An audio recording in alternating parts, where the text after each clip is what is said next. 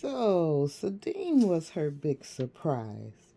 Then why serve garlic, dingy? Anika, the magician's girlfriend, seemed happy to do her reading. The problem was that she knew very little English. Screw had picked up the remote control and switched the set's audio onto Twyla's expensive stereo hookup. It filled the apartment with music.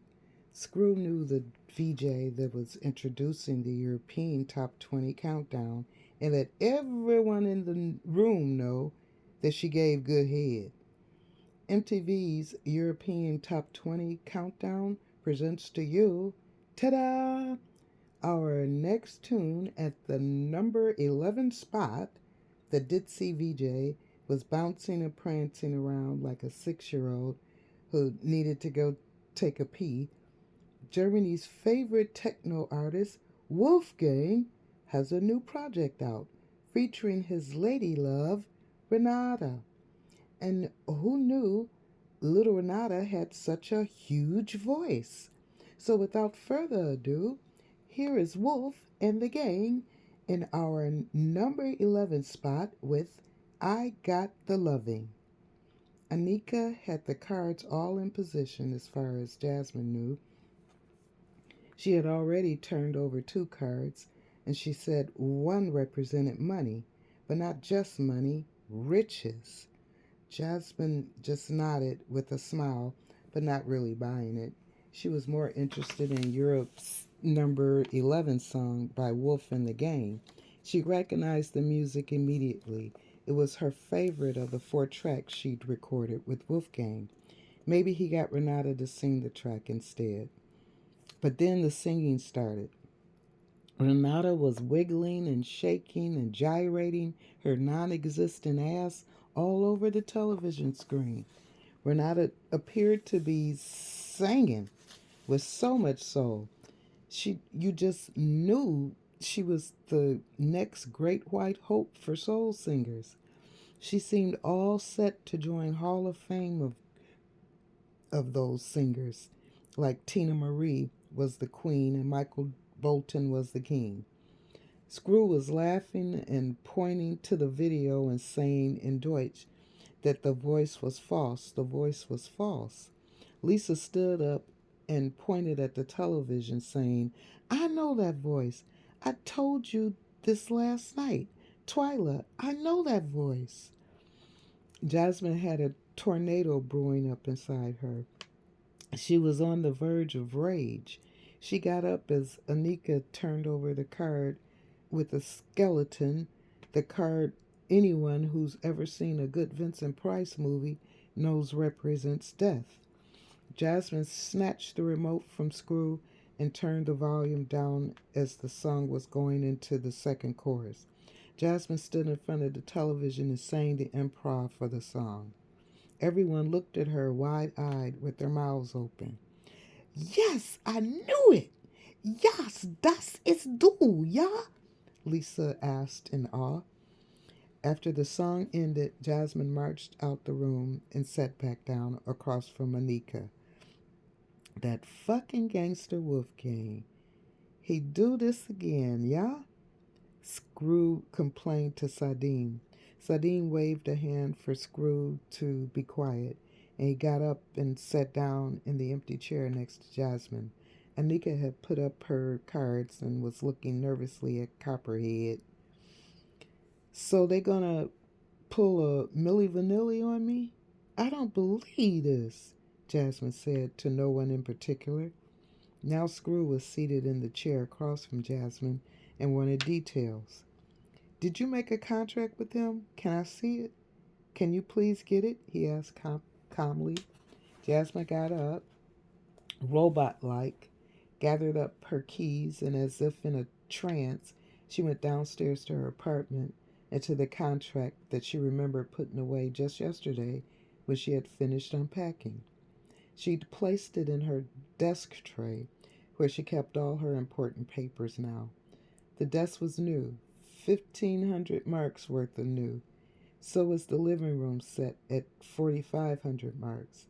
And she just had to have the glass and brass dining room set for a good 3,700 marks.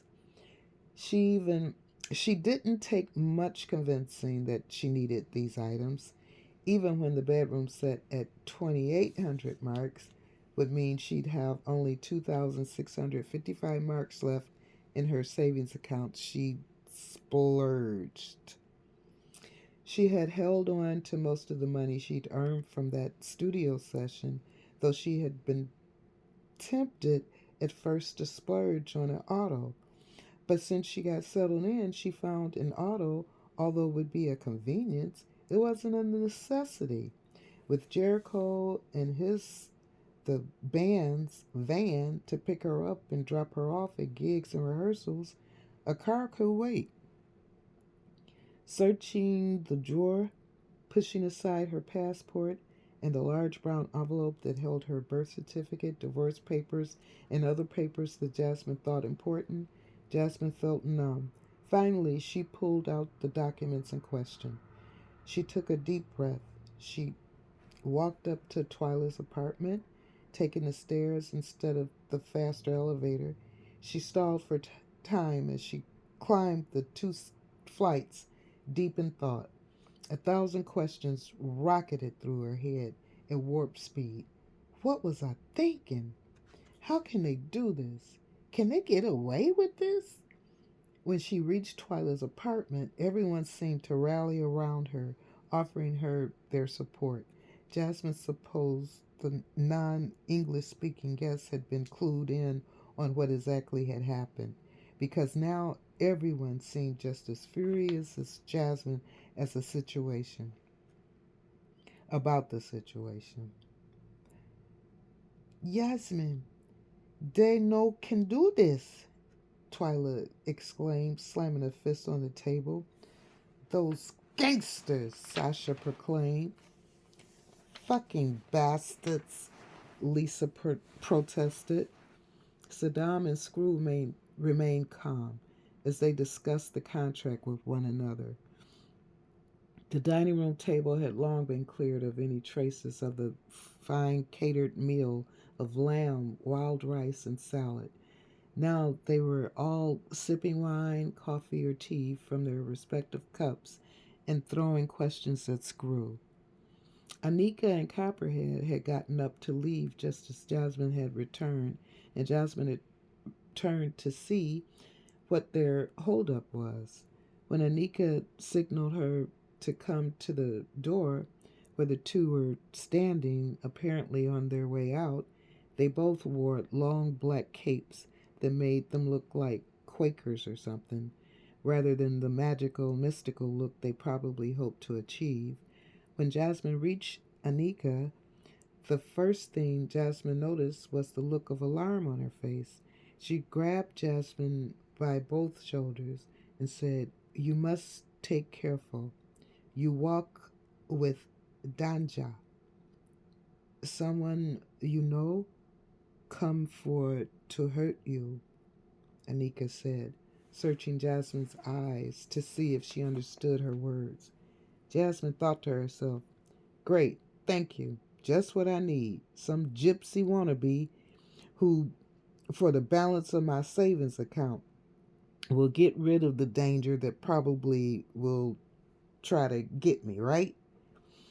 "I'll be okay. Thank you, Anika," Jasmine said, trying to get them out so that she could get close so she could close the door and get back to the group at the table.